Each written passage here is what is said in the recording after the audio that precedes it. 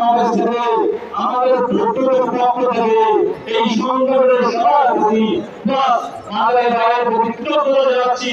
উনি এত ভালো তারা পরিচয় দিয়েছেন। কয়েকটা জিনিস সময় অনেক কম না বলে হয় না।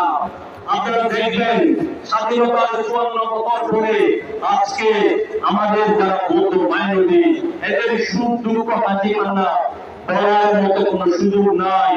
কারণ যেভাবে ইলেকশন হয় আপনারা দেখবেন একাদশ জাতীয় সংসদ যখন ইলেকশন হয় আপনারা এই আন্দোলন যে ভোট পেয়েছিল অথচ সেই ভোটে চতুর্থ নাম্বার হয়। দুঃখের বিষয় ভোট পেলে কি হবে?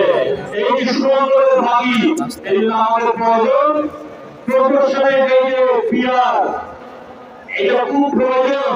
কেন আমি যদি আমার ভোট দেওয়ার পরে আমার রাইট এস্টাবলিশ করতে না পারি তাহলে আমার ভোট দেওয়ার প্রয়োজন। সংসদীয় নেতা সংসদের নেতা স্পিকার সহ বিভিন্ন জায়গায় আমরা ছিলেন, কিন্তু আমরা দেখেছি এত নারী বিরুদ্ধে থাকার